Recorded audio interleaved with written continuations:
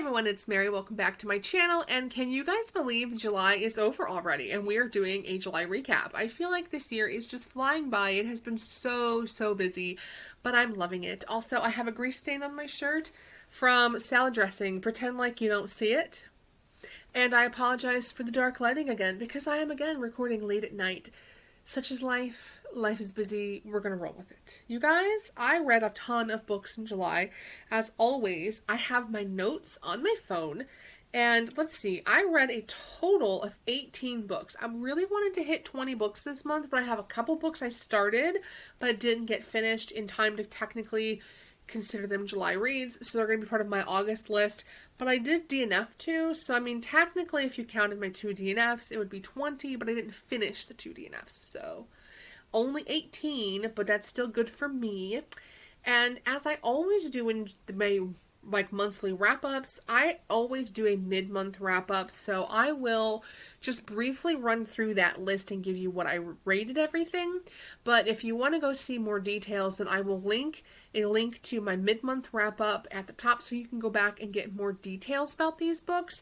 But for right now, I'm just going to read them to you, and I'm going to give you kind of what I rated them. So the first 2 I'll talk about, I actually talked about in my mid-month that I DNF'd. I DNF'd Rush by Maya Banks, and I DNF'd 12 Years Gone by KJ.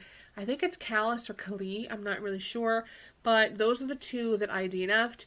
And then I'm going to run through the next few. So the first one I read was Crow by A. Zavarelli. I gave that one 3 stars. Second one is The Memory Closet by Nene Hammond. Give that one 4 stars. Savage Lover by Sophie Lark, 3.5 stars. Bloody Heart by Sophie Lark, 4 stars. I read the entire Fallen Men series by Gianna Darling. So I had Lessons in Corruption, I gave 4 stars. Welcome to the Dark Side, I gave 3 stars, but then bumped it up to 4 on a reread. Good Gone Bad, I gave 4 stars. That's my 7th one. The 8th book was After the Fall, 5 stars. 9th book, Inkton Lies, 5 stars. And the 10th book was the last book in the Fallen Men series, Dead Man Walking, and I gave that one 5 stars. So those are the first 10 books I read for the month. And again, if you want to see more details, then go to my recap video or my mid-month recap video. And if you want to know more about Gianna Darling's Fallen Men series, I will link that one up at the top as well, because I did a very in-depth video about the Fallen Men series. So that wraps up the first half of the month, and then I read 8 books in the last half of the month, and I started 2 books in the last weekend, but I just didn't get them finished in time. So I'll tell you what I started, and then we will go from there. Alright, book 11 and book 12 are both books by the same author, Marie Lipscomb, and I decided that I wanted to start following up on my goal this year of reading more indie authors or very small small press authors. So I decided to pick her up because I literally went on Instagram, you guys, literally just went on Instagram, hashtag indie authors, and just started looking for authors who were releasing new books, and she had these ones out. The first one is called Rhythm. I gave this book 3 stars. It was okay, and I'll explain why. So we have Finn, who is the drummer of a rock band, and you have Beth, who's an artist. And the story is that they both rent a cabin, not realizing that the cabin is being sold as an upper floor and a lower floor. So it's 2 totally livable floors, but they share the building. So Finn goes there to work on drum music for the next album, whereas Beth goes there because she wants quiet and solitude so she can work on her art. So you can imagine the hijinks that ensue when you have a drummer drumming downstairs and you're trying to get peace and quiet to work on your art without being annoyed. So they kind of bicker a little bit back and forth, and then they're attracted to each other, but they're bickering, and she's like, I just want peace and quiet. And he's like, well, I rented this to drum, and all that.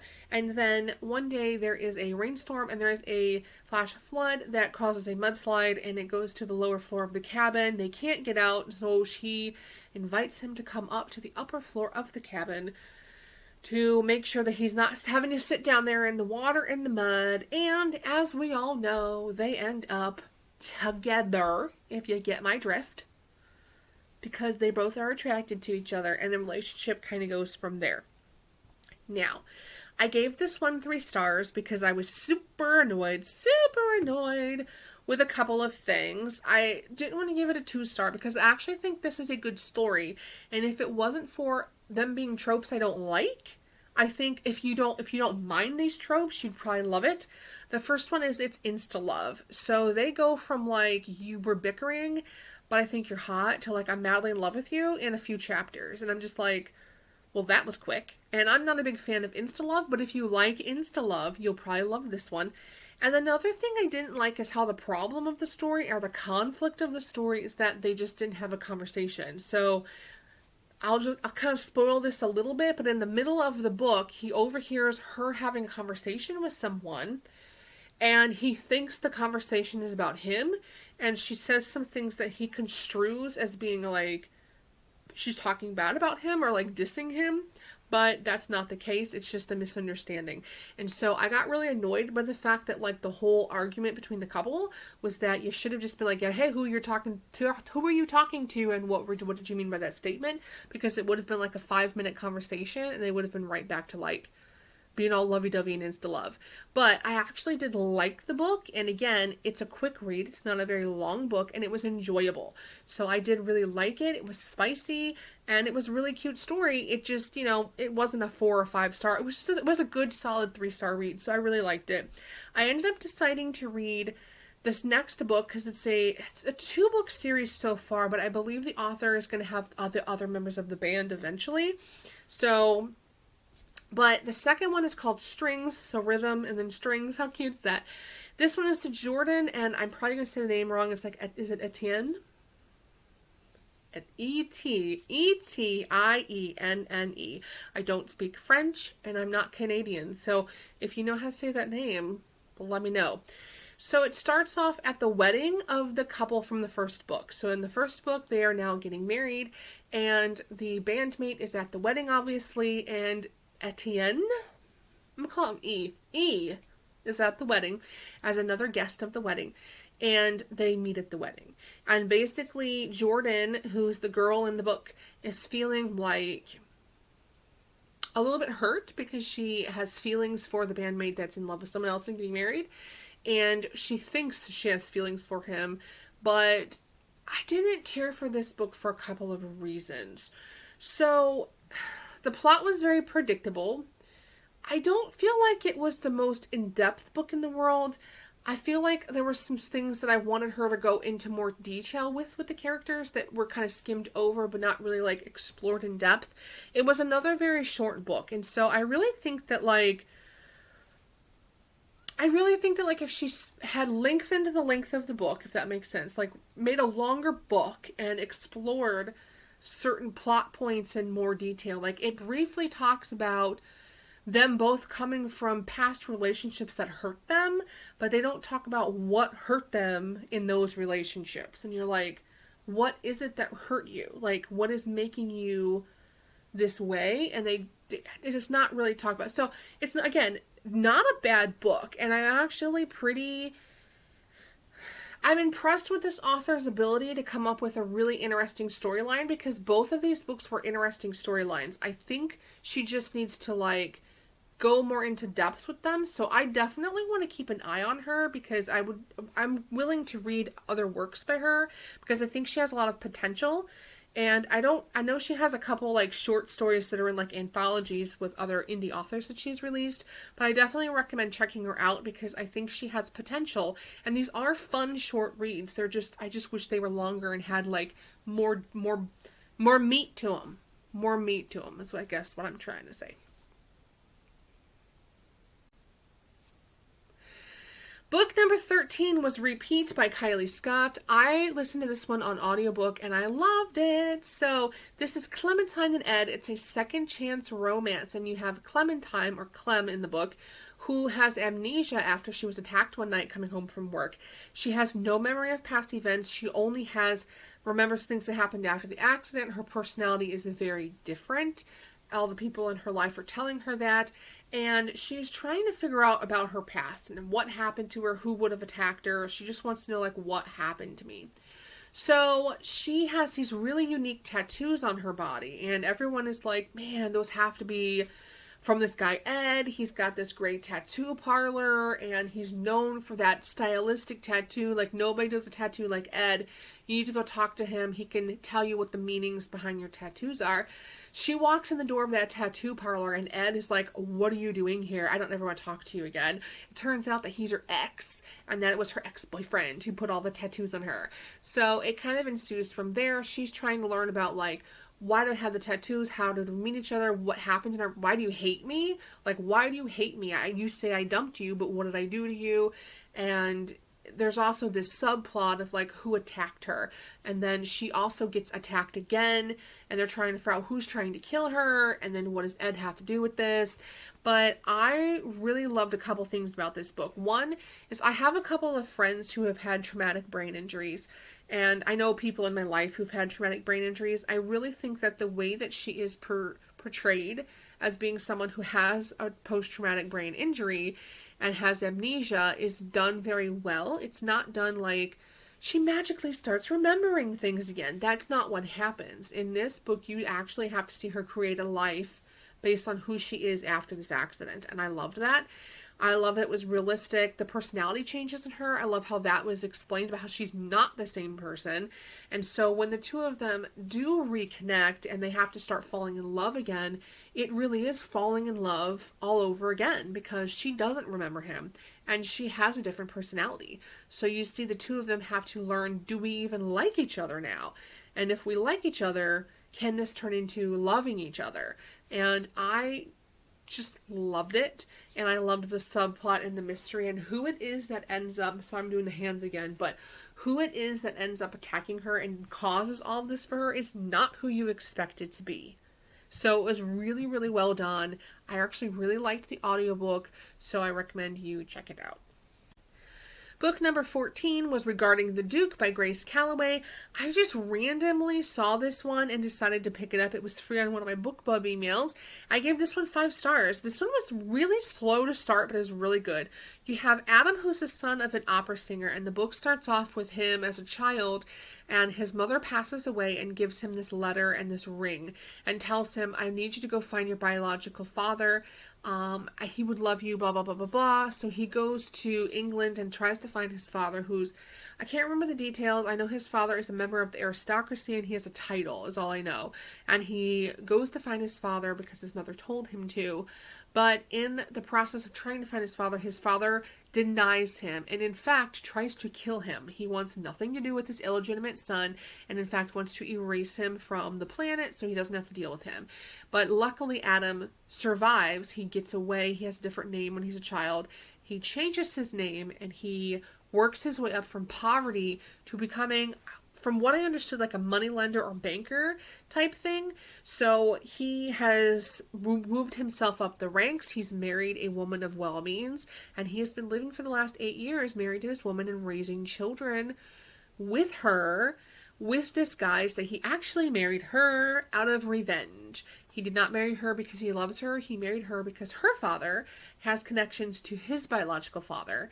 And when her father passes away and it gets passed down to his wife and she inherits what the father has, he can in turn take that power business company, whatever's going on with her dad, I don't remember all the details, and he can basically bankrupt and ruin his biological father. So he does not marry her because he loves her. He marries her because he wants to use her power and the family's power to ruin his biological father's life. Well, as all good romances do, she finds out that that's why he married her and that their marriage was a ruse and it was fake and that he didn't love her when he married her. He married her to get back at someone. And so the story goes on from there. Now, I really liked this book for a couple of reasons. First of all, it starts off very slow, so just know that it's slow. And at first you're like, man, this is not romantic at all. But once that romance starts, where he actually starts to have feelings for her, it's so good to see this guy who just like is so vengeful and like so out to get revenge that he just can't see past, like he sees red. Like all he sees is red. Like, I want revenge. I want to be angry. I hate everybody. And then to see him like fall in love with her and like allow himself to love her is so cool. And to see him like really realize that his treasure is not in this revenge against his father, it's in this family, that in this new life that he's created for himself. So it's slow to get into, and it's a long book, but it's really, really good one. All right. Book number 15 is by Jessa Kane. I read Breaking the Bully. Now, I have not read Jessa Kane, but a lot of people talk about her all the time. She's well known on Romance BookTube for her novellas, and I usually don't read her because if you go through her book list, I can tell you by the titles and the covers, I'm not going to like to read some of these books. But I was told by a lot of people that this is one of her tamer novellas, and that it's one that I would probably like because it's not as taboo and it's not as naughty and all that, and they are 100% right. So I gave this one 4 stars. This is about Allie and Moore, and when Allie's about it starts off with Allie at like the age of 16. She's laying out in a field in the rain and kind of contemplating life. She has a very abusive home life. Her father is extremely abusive. She looks like she has it all because she's rich, her father has a lot of power, but at her actual home life is that she is miserable, and she has a very, very abusive childhood. Well, Moore sees her in the field. She recognizes him as this cute guy from school that she has a crush on, and they actually admit that they like each other in this field, and he leans in for the big kiss, and who shows up? But Allie's father, who proceeds to remind her that her and Moore are not of the same social standing, and he takes her inside and beats the crap out of her. So then you fast forward 2 years later. Moore is extremely hurt by this. He thinks that she has rejected him because he's of a lower social status, which is not the case. She rejected him because her father threatened to basically ruin Moore if she went back and spent any time with him. So he has been bullying her for the last couple years until one day she breaks, and he sees her emotionally break down, and he feels like a miserable person because even though he bullies her because he actually really wants her for himself. And he says, well, if I can't have you, no one can, so I'm just going to make your life a living hell unless you choose to be with me, kind of thing. And he finally realizes that, like, I've really hurt her and I need to apologize. And so he finds her to apologize. And what does he find but her father beating her to the point of where he's going to kill her unless he does something to rescue her. And so he rescues her. And so the relationship kind of goes from there, in him taking her away from the father and them admitting their feelings for each other. So here is the thing that a couple things. Her sex scenes were a little much for me. A little much. You guys know I'm a little bit... I'm just not into it. I like to read romance. I don't mind sex scenes, but like, I don't need to know all of that stuff. I just don't. So it's a little much for me, but the actual love story is beautiful in this book. Jessa Kane has this, I want to be Jessa Kane when I grow up. She has this ability to take a super short story and pack so much emotion and depth into her characters. For this being a novella, it felt like a full-length book. You had all of the backstory, all of the emotional connection. You didn't finish the book feeling like you missed something, because sometimes I feel like with novellas, they rush through stuff so quickly that sometimes you're like, man, I wish we would have spent a little more time on XYZ. But with Jessa Kane's book, that's not the case. Like, I was super impressed, and I get why people love her so much. But again, it was a little bit raunchy for me, and some of these titles for her books, I'm like, ooh, I would never, ooh, honey, I would be blushing and going to church. I cannot. So, don't know what else I will read from her. I need to find things that are a little bit more tame, perhaps. But I did really love this book. Book number 16. We're getting there. I keep looking down at my notes. I'm not trying to avoid you. I'm just, looking down at my notes. Okay. The next one I read was book 5. Was it 5? Whatever. It's the next book in the Brutal Birthright series. This is called Broken Vow by Sophie Lark.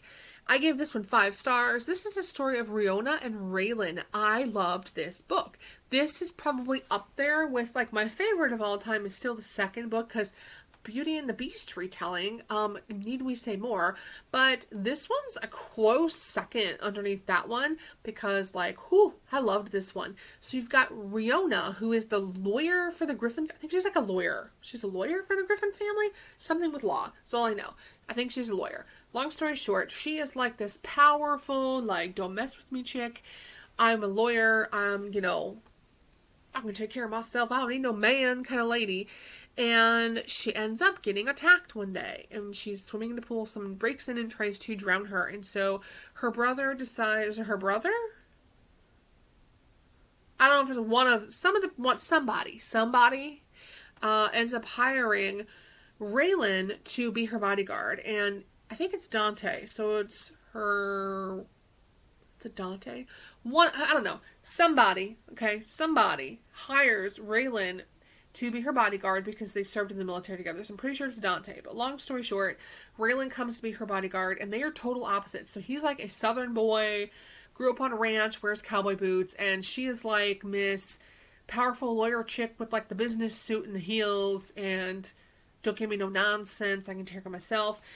She's not too thrilled with this country boy trying to take care of her. It's really a story of opposites attract. And I not only loved the mystery behind this book, but seeing how opposite they are, but how much they complement each other. Like, I think Sophie did such a good book, and it was so fun to watch them fall in love. It was also very believable in how they've, like, the things they love about each other, it makes sense. It's kind of believable that they fall in love with each other, and how, I don't know, I loved it. I thought it was great. It's up there as one of my top ones.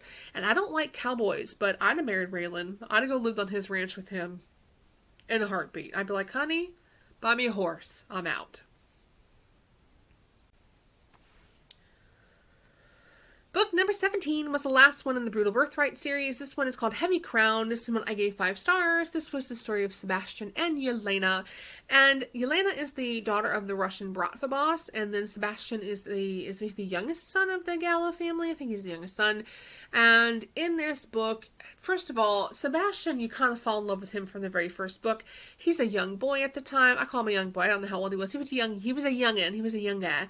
And he was the one who was like the basketball star that was going to go to college with a scholarship, but he was going to be on the NBA. Like, everyone had all these big basketball dreams for this kid because he was so talented and he was so driven and so good.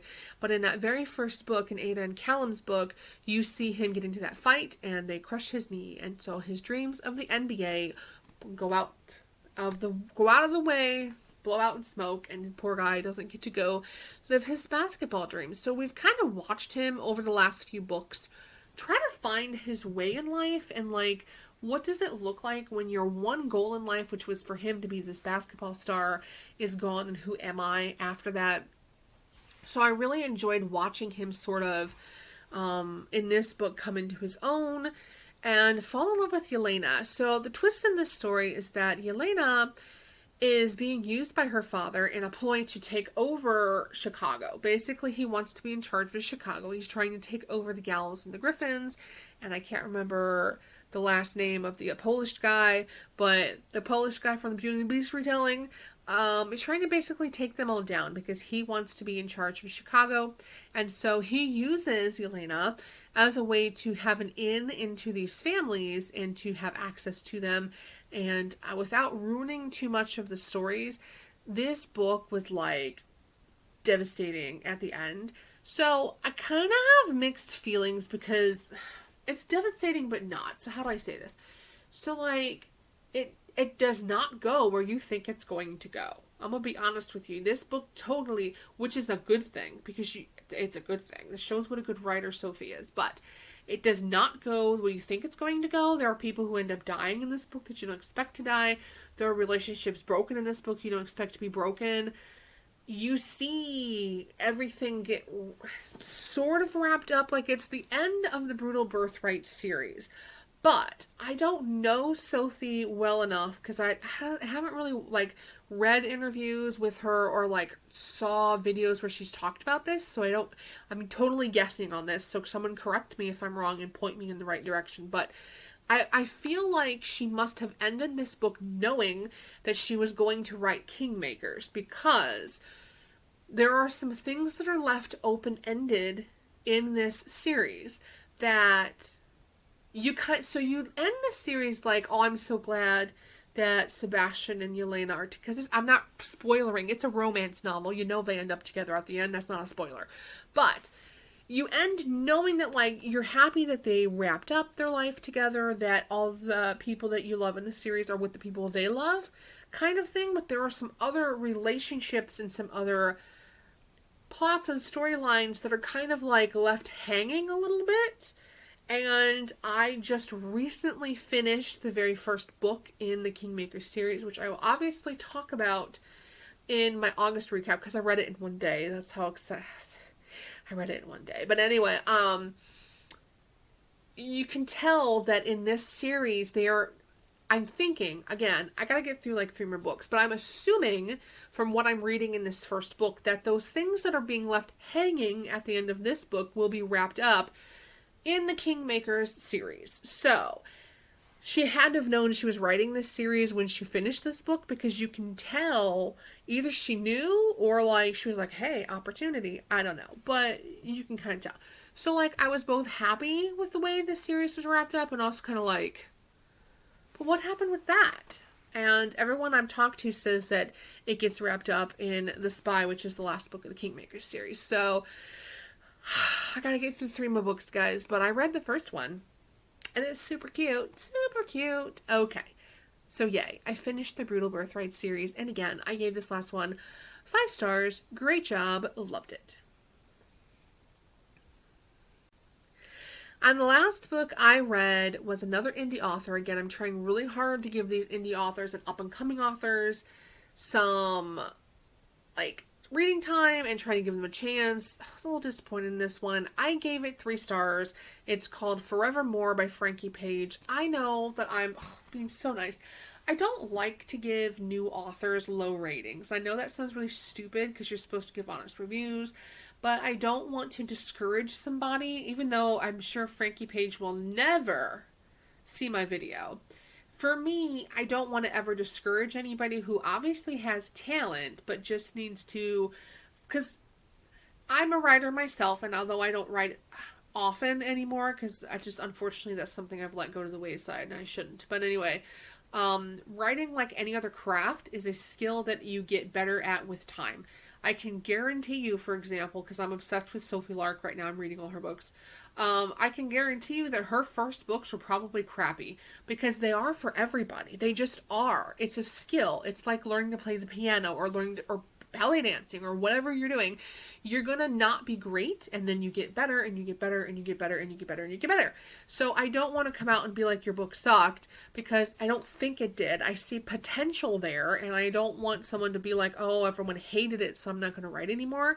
Because I will tell you this book, I'm going to explain it. I promise I'm going to explain it, but this book had so much, like, it had the potential to be great. I was just bored with it. And again, I see the talent there, so if Frankie Page, for some reason, ends up on my video, don't know why you're here, welcome. Again, the talent is there. I see it there. I see it. She can be a great writer. There's just a couple things I didn't like. So, in this book, I don't even remember the characters' names. This is terrible. It starts off with this younger girl. She's like in her 20s, I think. And her parents are killed in a car accident. She was involved in the accident with them, but she survived and her parents both passed away. So all of her older brothers come home. She's the baby of the family, I think, pretty sure. And she has another brother who is actually like a foster type brother who got taken into the family when they were teenagers. The 2 of them have never been together like brother and sister. They were always best friends. And in their younger years, like late teens, they had a small little, like, we like each other, we want to start a relationship kind of thing, but they both decide not to do so because he wants to travel and see the world and she wanted to go to college and all that. So they decided not to pursue it. So now they are back and the parents are gone and they are reconnecting and they have I don't want to call it a one-night stand because it's not really a one-night stand, but it's like they're both grieving and they comfort each other by jumping in the sack with each other kind of thing, which ends up rekindling all these emotions that they've kind of left dormant for the last almost decade. And they're trying to determine, like, do we really love each other? And they both with their parents being gone, they're like, there's more to life than this, that sort of thing. And so you see the potential in this story for like a really in-depth like family relationship, because he was raised as a foster brother, but he's not really your brother, and how's that going to work with the family dynamic? And then you see like he likes to travel. She doesn't like to travel. She's more of a homebody, but you like to travel, and you have a job that takes you all over the world, and it just kind of doesn't go anywhere. Like, they're in a small town, there's a lot of like moping, and then like, I'm not good enough for you, and then they break up, and then they're back together, and then they break up, and they're back together, and I'm just like, it had the potential to really be angsty, and really, I think the issue is there wasn't enough going on. Does that make sense? Like, it wasn't that it was a bad story, it needed like some more like, rather than it just being like us moping through our feelings, it needed to be like, where's the twist? They're like, oh my god, and then I need to keep reading. I didn't feel that. So I felt like it was kind of like trudging through the middle a little bit. It did have a small twist at the end that like moved the end of the story there. But again, the potential was there. Like, the storyline was great. The characters were great. So I would recommend checking out more of Frankie Page's work. I actually think she has a couple more books out that I want to check out, because I really do see the potential there. She creates great characters. I just wish that the book had a little more oomph to it. But I gave it 3 stars because, again, I think she has great potential. So anyways, I'm going to quit rambling. Because I kind of rambled that one, but 3 stars for Forevermore by Frankie Page. And those are the books I read for July. This was a super long video. I think y'all are hanging out with me for like 40 minutes or something, maybe not 40, but anyway, let me know what you read in July. I have been following everyone else's July wrap-ups. I don't comment a lot on everybody's, but I do thumbs up, and if you love something I haven't read, I usually add it to my TBR list, because I have like a really super long TBR list. But thank you guys for everything, for all of your recommendations. I love watching what you read each month so I can add to my list. And also, it's fun when somebody read the same book as you did and you kind of see what their thoughts of it were. So yay, let me know in the comment section below what was your favorite book that you read in July. And before I let you guys go, I am not doing a TBR because I didn't really follow my TBR last month that well. I did, oh, and I forgot to tell you guys, the 2 books I started but didn't finish reading yet. The Dating Plan by Sarah Desai. I started this one. I'm about, how far am I? Hold up. I'm almost done. About halfway. I'm almost done. About halfway through. So I'm almost there on that one. I just didn't finish it yet. And then I started reading The Amendment by Melanie Moreland, which was on my TBR list from last month. Again, I'm about halfway through because I have one physical and then one ebook. I'm about halfway through both books. So those will be finished. Those will be on my August recap. Okay, I'm done. I'm done now. Bye, guys. Talk to you next time.